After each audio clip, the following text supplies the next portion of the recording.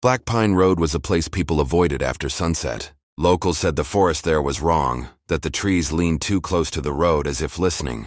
When Olivia drove through the area on her way to visit her sister, she didn't believe any of the stories. She laughed them off as small-town superstition.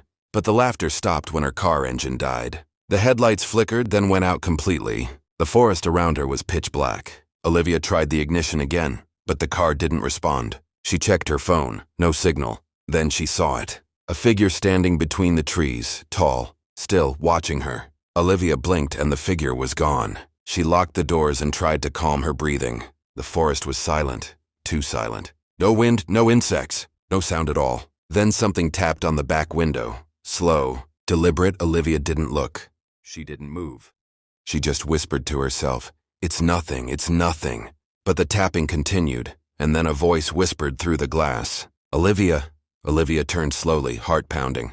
The back window was fogged from the outside, as if something cold had breathed against it. A handprint appeared on the glass. Long fingers, too long. She screamed and tried the ignition again. The engine roared to life. She sped down the road, not daring to look back. When she reached her sister's house, she ran inside, shaking. Her sister, Harper, tried to calm her. "Liv, it was probably just someone messing around."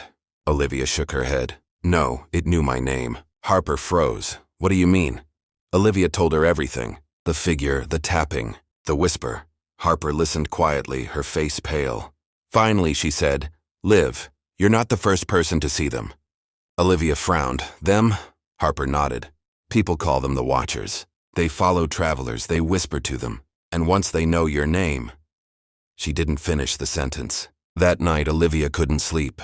Every time she closed her eyes, she saw the handprint on the glass. She heard the whisper, "Olivia."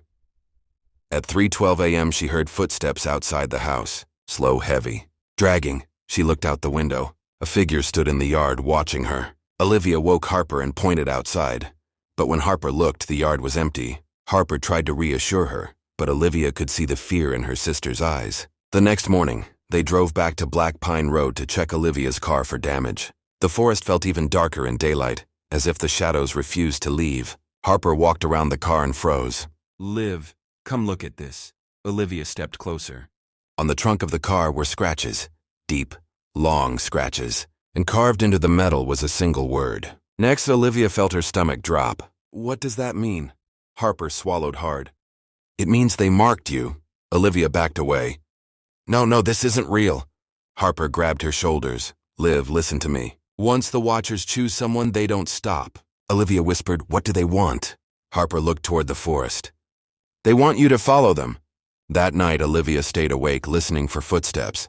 Harper slept on the couch downstairs, insisting she would keep watch. But at 2:47 a.m., Olivia heard something. A whisper, not outside. "Inside the house, Olivia." She sat up, trembling. The whisper came from the hallway. She stepped out of her room slowly, her heart pounding. The hallway was dark, too dark. The shadows seemed to move. Olivia took a step forward. A figure stood at the end of the hall, tall, thin, its face hidden in darkness. Olivia whispered, "What do you want from me?" The figure tilted its head. "Come with us." Olivia stumbled backward. Harper woke up and ran upstairs. When she saw the figure, she froze. "Liv, don't move." The figure stepped forward. Harper grabbed Olivia's arm and pulled her into the bedroom, slamming the door shut. The doorknob twisted violently. Harper whispered, "They're inside." They've never come inside before. Olivia whispered, "Why now?" Harper looked at her with fear in her eyes. "Because they want you." The sisters barricaded the door with furniture, but the shadows under the door shifted and stretched, reaching into the room like dark fingers. Olivia backed into the corner, shaking. Harper whispered, "Liv, we need to leave. Now." They climbed out the window and dropped into the backyard. The night air was freezing. The forest loomed behind the house, silent and waiting. Harper grabbed Olivia's hand. "Run." They sprinted toward the car, but the shadows moved between the trees, following them. Olivia could hear whispers all around her. "Olivia, come back, follow it." They reached the car, but the engine wouldn't start. Harper cursed under her breath. Come on." Olivia looked out the window. The Watchers were surrounding the car, dozens of them, tall, thin, motionless. Harper whispered, "Don't look at them." Olivia couldn't help it. One of the Watchers stepped closer, its face pressed against the glass. Its eyes were hollow, its mouth opened slowly, and it whispered her name. Olivia. Harper grabbed Olivia's hand. We're running, now. They bolted from the car and into the forest. The trees closed around them, branches clawing at their clothes. The whispers grew louder, echoing through the woods. Olivia, you were chosen. Come home. Harper pulled her forward. Don't listen to them. But Olivia felt something pulling her. Not physically, something deeper. A cold pressure in her mind. A voice inside her head. You belong with us, she stumbled. Harper caught her. Liv, stay with me. They reached a clearing. In the center stood an old wooden cabin. Harper whispered, No, not here. Olivia frowned. What is this place? Harper's voice trembled.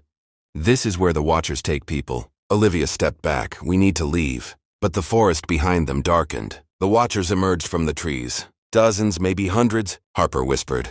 Liv, don't let them take you. Olivia whispered, I don't think I have a choice.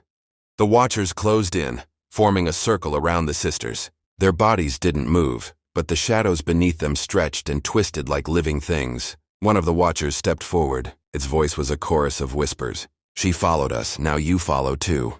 Harper stepped in front of Olivia. You can take me instead.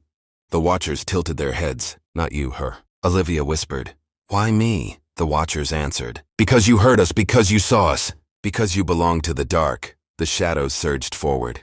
Harper screamed and grabbed Olivia's hand, but the darkness wrapped around Olivia's legs, pulling her toward the cabin. Harper held on with all her strength. Liv, don't let go, Olivia cried. Harper, I'm trying. The shadows tightened. Olivia's fingers slipped. Harper screamed her name as the darkness swallowed her. The forest fell silent. The Watchers vanished.